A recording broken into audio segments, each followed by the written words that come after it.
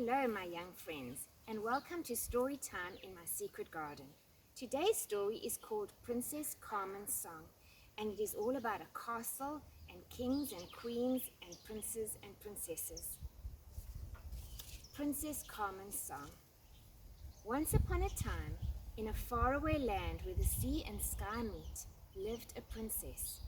Her name was Carmen, which means song, as there was always a song in her heart and a song on her lips. She had beautiful red hair, the color of fire, and she lived in a castle in a kingdom called Cambria, with her parents, King William and Queen Audrey, and her sister, Hazel. Princess Carmen's world was a happy world. She played in the castle gardens among the flowers and forest of trees, and she sang with the birds while playing hide and seek with the squirrels. Her puppy, Skylar, used to follow at her heels, yapping loudly. One cold winter's day, the church bells in the kingdom rang to announce Princess Hazel's wedding. The subjects of the kingdom lined the streets with winter blossoms, which sparkled in the sunlight.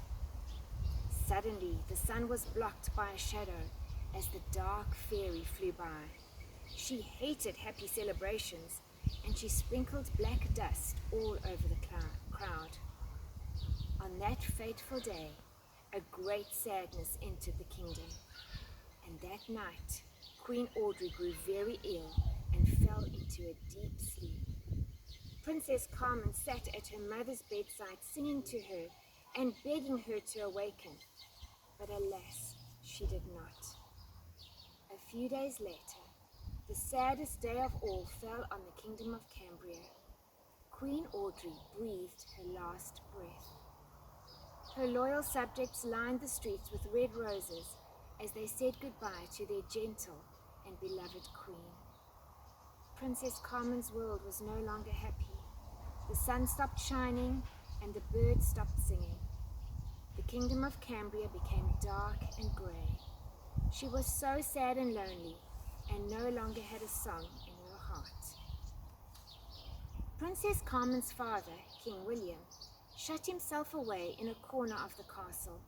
She hardly saw him anymore, and she was left to wander the lonely rooms and silent passages of the castle all by herself.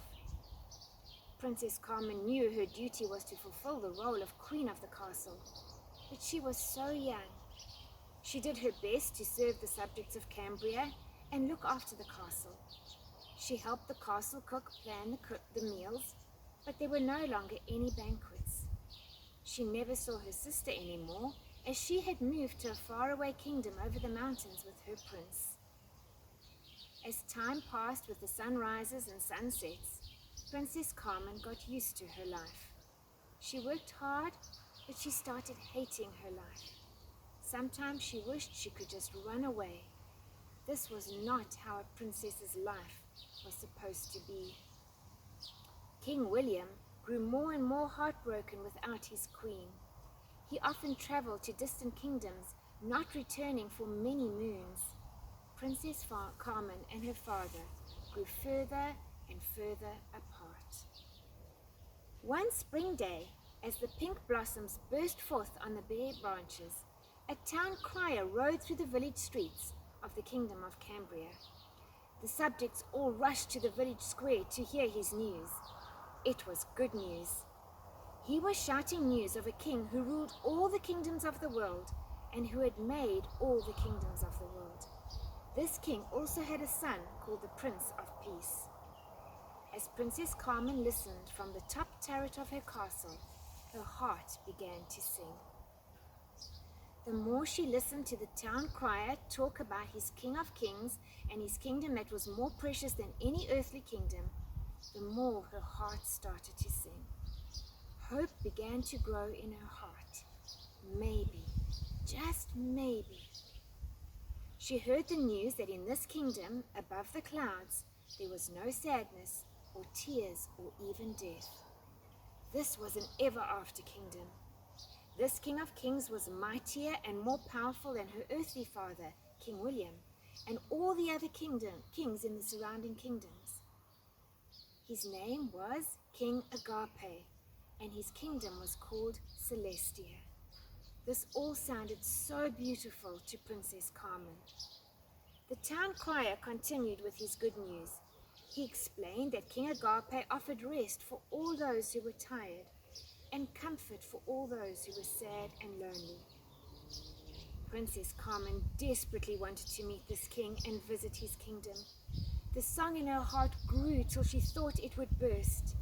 Her lips started singing a soft song. The town crier turned to see where the soft and gentle melody was coming from. He looked up at the castle.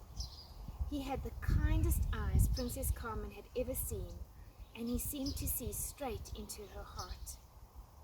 As he continued telling the good news, it seemed as if he was talking only to her. His voice carried on the wind and into her heart. He explained that one day she would be able to meet this Prince of Peace, who offers hope, comfort, and joy, and live in the celestial kingdom forever. But for now, she had to believe in him with all her heart and choose to live for him. "How can I live for him if I haven't seen him?" she asked. "By the gift of faith given to you," he answered. "And how can I know how to live for him and worship this king properly?" asked Princess Carmen. "By following the truth and way outlined in the glorious book." Princess Carmen knew of this glorious book. There was one in the castle library in a glass cabinet. She rushed down the turret stairs to the library. Ever so carefully, she lifted the glorious book from the glass cabinet and blew off the dust. As she slowly opened it, the words started coming alive and dancing in front of her. She rushed outside to find the town crier. He was already leaving the village. She begged to go with him, but he promised her that one day the Prince of Peace would come and fetch her. Until that time, she was to tell others this good news and hold on to the promises found in the glorious book. Princess Carmen skipped back to the castle. Her steps were light and there was a new song in her heart. It was as if the town crier himself had put this new song of joy there. It bubbled out from her. Back at the castle, her life was still hard and lonely, but the new song and the words from the glorious book kept her company and embraced her with a strange joy. She started telling her father, King William, all about the good news. She invited the children from the village to the castle gardens, and she would sit under the trees with them, reading to them from the glorious book. They all loved her, and over time, color returned to the kingdom of Cambria. Then one night, King William became seriously ill. All the doctors in the kingdom could not heal him. He was too weak to rule the kingdom and had to leave the castle, and he could no longer look after Princess Carmen. He sent her across the mountains to live with her sister, Princess Hazel, in her kingdom. Princess Carmen left the glorious book behind in the castle, and it seemed that the Prince of Peace had forgotten her. For a long time, the song in her heart went silent. But King Agape and the Prince of Peace had not forgotten Princess Carmen. She was loved and cherished.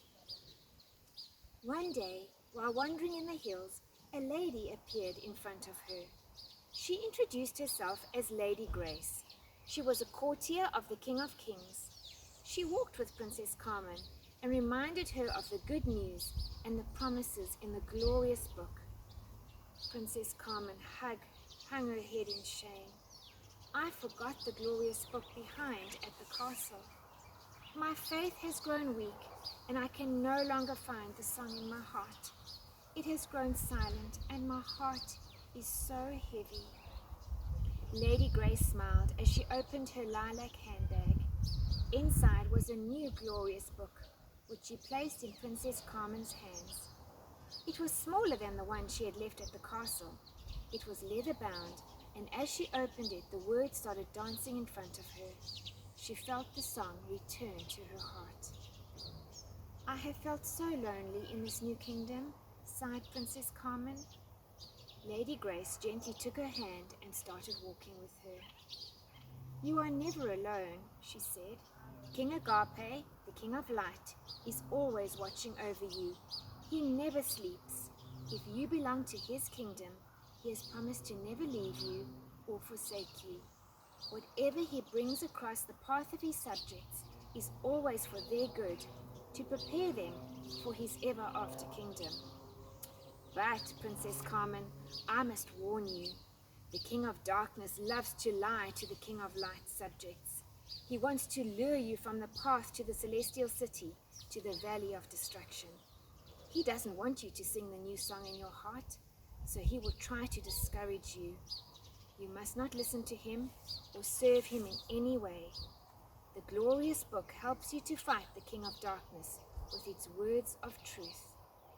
And remember this, the Prince of Peace was in a battle with the King of Darkness 2,000 years ago, and he defeated him at the terrible battle of Golgotha. It is all recorded in the glorious book. Princess Carmen stopped walking and turned to Lady Grace. I don't think I can do this on my own. I am too weak. Lady Grace looked at her so kindly and spoke these words of hope. Oh, my dear girl, you don't have to do this on your own. King Agape has subjects in little cottages all over the kingdoms of the world. I am one of his subjects. We are all here to help and encourage one another as we wait for the Prince of Peace to return. Together they started walking on the narrow cobbled path between the mountains. Princess Carmen's heart felt lighter, and she started singing a new song of joy. To this day, Princess Carmen is teaching children all over the kingdoms of Cambria. She travels far and wide to tell them the good news found in the glorious book. She has an especially soft heart for little children all over the kingdoms of the world who, like her, have no mother or father. She loves to tell them about the Prince of Peace and King Agape, who is the perfect father. Princess Carmen lives in a little cottage today with a colorful garden and a big tree where the squirrels scamper and the birds sing. Little children are always welcome to come and visit her, stay with her, and hear her sing the new song of joy in her heart. The end.